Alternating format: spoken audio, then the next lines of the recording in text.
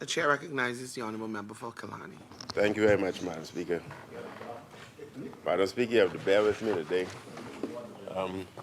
I'd be very slow and methodical because I'm just trying to recuperate from a flu. But I've assured my colleague next to me that I've gone through the infectious stage and therefore he's safe.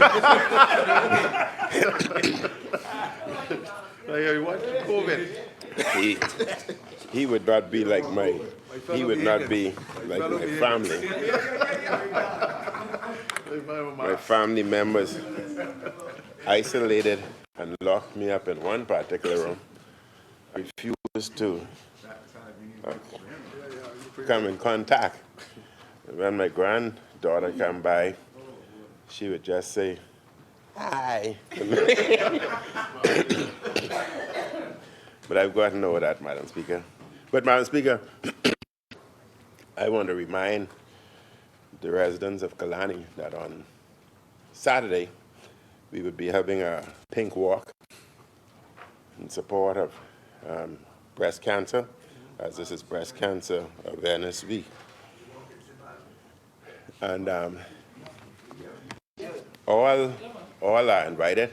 We're wearing pink shirts, PLPs, F&M, COIs, but no red, no yellow, no black, pink or neutral. We're honoring and respecting the ladies of today. But I rise to make my contribution to this resolution for the Treasurer to transfer $17 million from the dormant account proceeds to the Disaster Emergency Fund. And the Disaster Risk Management Act 2022 provides that the Disaster Risk Management Authority shall maintain the Disaster Energy Emergency Fund for the purposes of disaster response and recovery. I support the resolution transferring the funds to the Disaster Emergency Fund. Fortunately, Madam Speaker, thus far this year, we have not been hit by a major storm. And indeed, there has been no major storm during this government's time in office. And further, the PLP has now been in office for a longer period after Dorian than the past F&M administration. Telling that now Prime Minister and PLP that severely criticized the F&M after Dorian has mostly failed significantly to bring about the recovery and reconstruction it promised.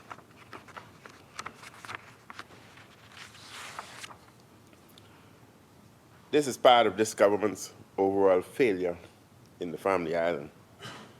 The main highways of Abaco are filled with potholes, making drivers driving dangerous, especially at night.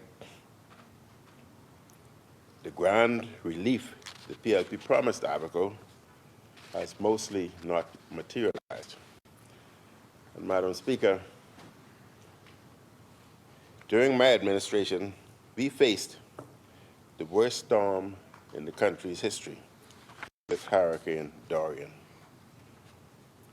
Dorian was a destructive force that ripped into the islands of the northern Bahamas beginning on September 1st, 2019. One day after we had opened the first virtual school in the Caribbean, we were hit by Dorian. And in fact, Madam Speaker, that virtual school was able to help many of the students from both Abaco, Grand Bahama, and throughout the Bahamas because they were able to have classes online. And I would advise the minister to aggressively, let's move towards that virtual throughout. The success of that school, Madam Speaker, was even recognized by the Commonwealth leaders. And in fact, the minister at that time was invited to do a presentation, Commonwealth heads, because they were so impressed and wondered how the Bahamas was able to do it. But there's one thing that saddens me, Madam Speaker. I just did a lecture at University of Bahamas last week. To be told by many students that a 4-year program may take them 5 years because certain classes may not be offered. I wonder, and government must have its reasons or know the challenges they face. But the Bahamas makes great contribution to the University of West Indies. We have affiliations with other institutions abroad. I wonder why it's not possible to interlink with the University of West Indies or other institutions abroad, so that if we do not have the lecture available for a particular subject, then that student can do that course online with the affiliate institution, be it University of West Indies or the other institution, thus not delaying the graduation of the students here in New Providence.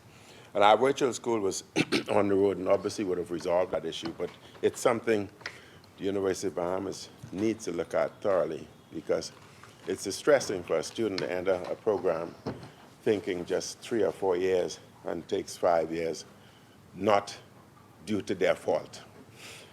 But Dorian had Abaco and East Grand Bahama lingering for hours. Its deadly force lay waste to communities where children were preparing for the beginning of a new school year.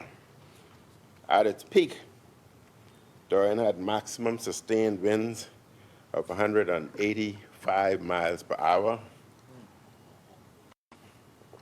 and gusts of over 245 miles per hour. There was storm surge of 18 to 23 feet above normal tidal levels. Marsh Harbor on Abaco was all but wiped out. East Grand Bahama was devastated too. As I've said on numerous occasions, when I first went to the disaster zones, it appeared as if an atomic bomb had gone through Abaco.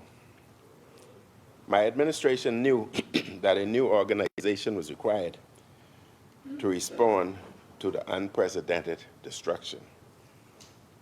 The Disaster Reconstruction Authority was created for that purpose, because at that time, Madam Speaker, the lighting system was completely gone. Almost every light pole was gone. The island was split in two. Abaco was 2 islands, separated by water.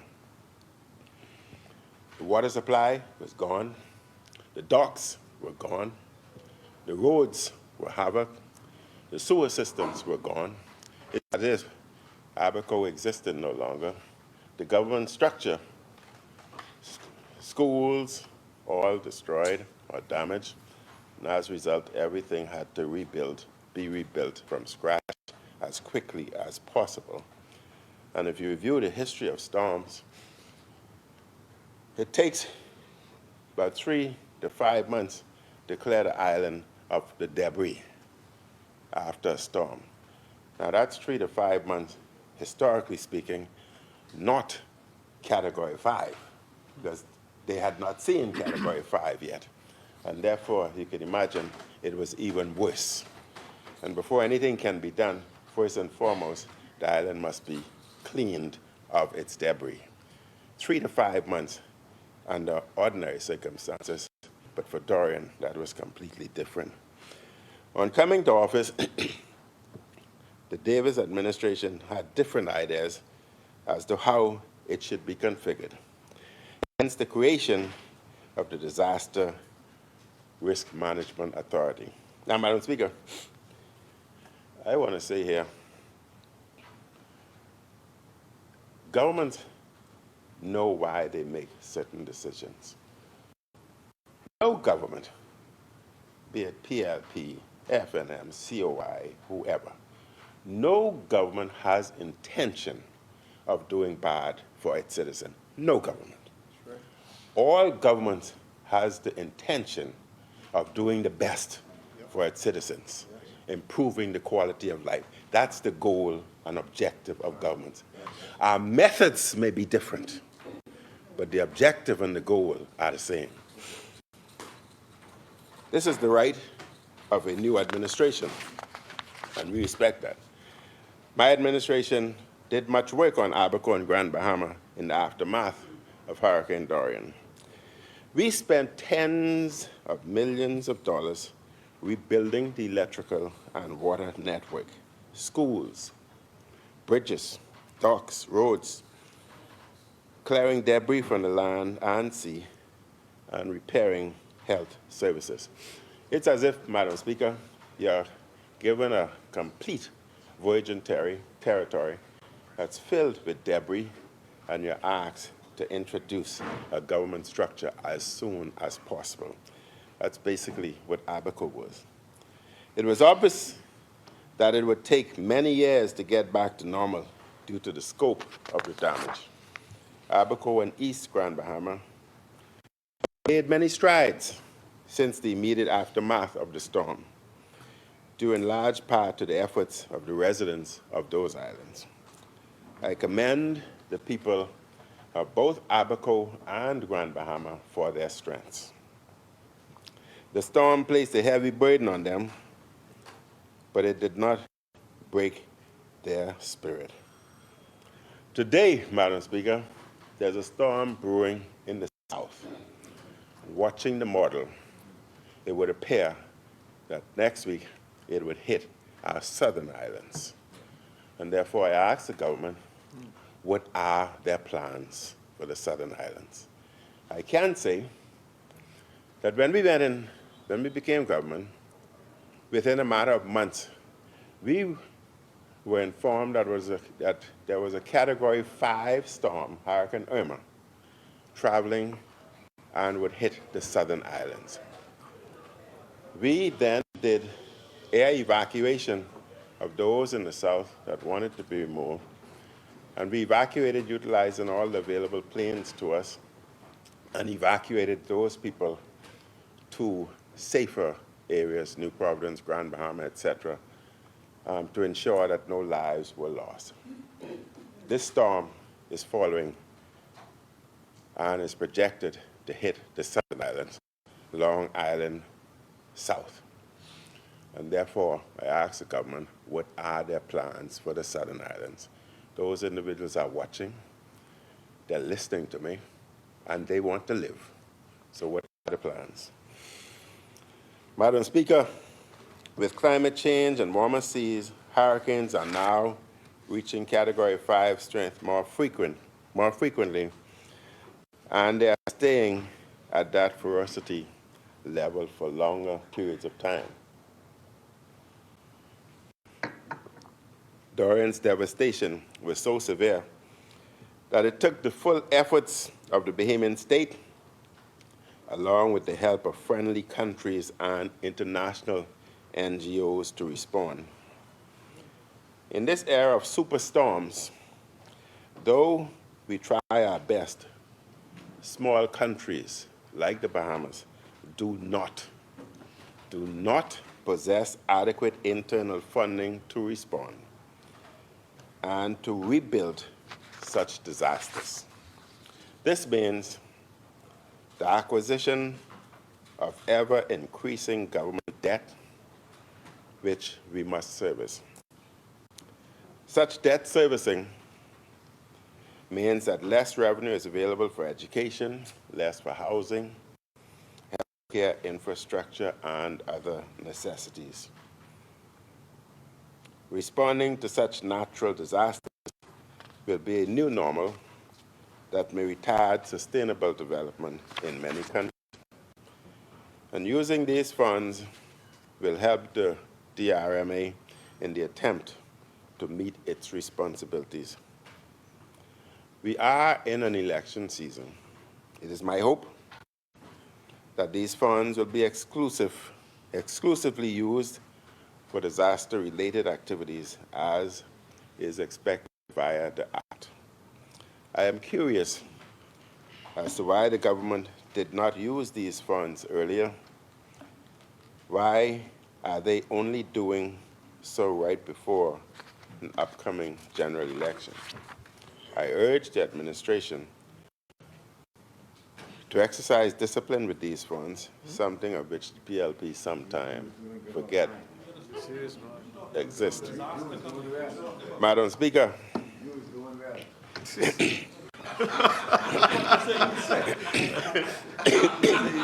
just say storm coming. You just say storm coming, right?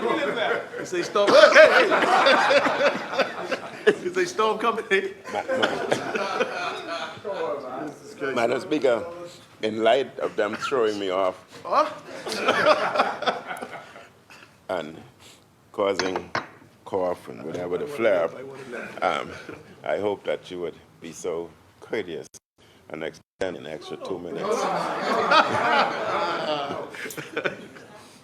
Madam Speaker, in a previous communication to the House on the use of dormant account funds, I laid out how my government of the day thought such funds should be used with great care. I said at that time, it is not my government's intent to view these funds as a windfall for use in meeting normal budgetary operations. I also said during the debate on changes to the dormant account legislation regime, we constantly receive inquiries from the credit rating agencies, investors in the government's international bond, and institutional lenders about definitive measures being taken by the government to mitigate the risk associated with natural disasters, which could create havoc on our fiscal situation. Climate change and global warming have increased both the frequency and ferocity of hurricanes in our region. Unfortunately, what used to be 1 in 100-year tropical events are now 1 in 10-year tropical events. So for the Bahamas, it is unfortunately not a matter of if with this windfall, and for the right reasons. No matter who sits in the seat of governance in the future, this should not devolve into some sort of slush fund to be used irresponsibly for narrow political ends, at least not without the public being fully aware. The dormant account funds are under the care of Central Bank, which has recommended that the government use no more than half of these funds. Madam Speaker, the recent tropical storm in New Providence showed us some weaknesses in our system. There was significant flooding in several parts of the island. There was significant flooding in parts of my constituency. Some of the overall flooding resulted from there having been significant rain in the months of September. The ground was saturated, but some of it was as a result of poor maintenance of our drainage system. And some of it was as a result of the need for upgraded drainage systems in several areas. May I advise the government to examine what happened and determine what intervention could occur to improve the problems identified.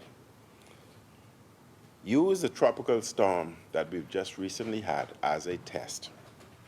We must evaluate and improve our resiliency.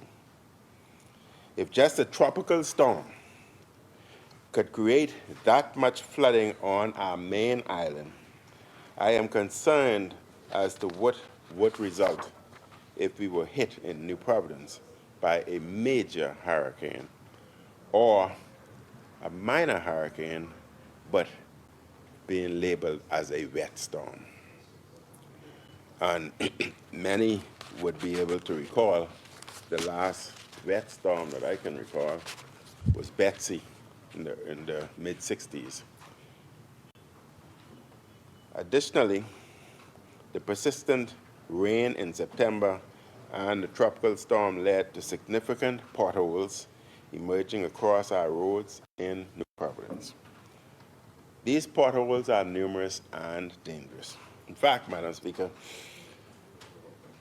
my grandson, who had a Mini Coupe, was driving and he hit a major pothole, subsequently busting his tire, messing up the rim, and ripping his bumper off the car.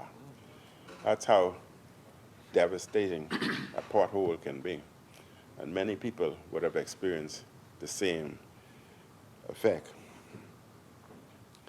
These potholes are numerous and dangerous. They can cause vehicles to lose tires or wheels due to the number of them and their depth. The potholes become especially dangerous when there's rain. The water covers them, making them invisible to unassuming drivers. Some of the potholes are so deep that they could cause serious accidents. The government needs to move more aggressively to patch the potholes in New Providence. The current speed of repair is not good enough. I do not understand why it takes complaints from the public before some action is done on this issue. Bahamians are complaining all over social media about this issue. The government needs to explain to many of the Bahamians that once the potholes are still filled with water, it's very difficult to proceed with repairing at that particular time. And the public would understand if it is adequately explained that one has to wait for the drying process before it can be repaired properly.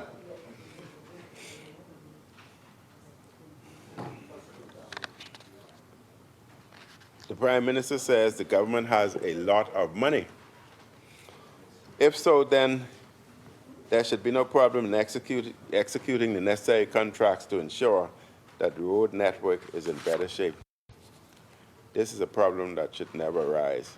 If the island is split into zones, and the contractors know their areas, they should always be moving around to patch the holes. The West, Madam Speaker, was most severely affected by the rains. Madam Speaker, during Dorian, we had learned a lot. We had learned that a lot of Bahamians could not move into their homes because of minor incidentals, sheetrocks, ceilings, etc., which would have required less than $10,000. And through the government system, that can take a while to mobilize. We were instituting at that time what we called a micro-insurance for low-income individuals, which would automatically, and we were working out as to what should be the percentage government pay versus the individuals. But this insurance would have been able to mobilize $10,000 to $20,000 to the respected homeowners within a matter of days, definitely shorter than weeks. And many of them who were not able to return to their homes would have been able to move into their homes effectively and subsequently complete the repair work that was necessary. We also looked at what we call a minor flood insurance using the same concept, but means testing for homes. Madam Speaker, still, the wetlands in the West are still being filled in, and we know that that can be one of the causes of flooding. We have a challenge in South West Ridge. Before homes were built on Munnings Drive on the lakeside, the roads were always drivable and dry. Some parts of the lakeside were recently filled in, and now many condominiums and apartments are going up, and individuals are elevating their side of the property, and the road is being used, obviously, for the water deposition. So Munnings Drive is now underwater during heavy rains, and the water is now moving closer to the residents' homes that are on the main road. And if we have a wet hurricane, then God forbid, those individuals on the main road, their homes would be infiltrated by water. A story in yesterday's Tribune reported, Madam Speaker, and I have a copy of the article here to table upon completion. Tire shops and mechanics across New Providence are swamped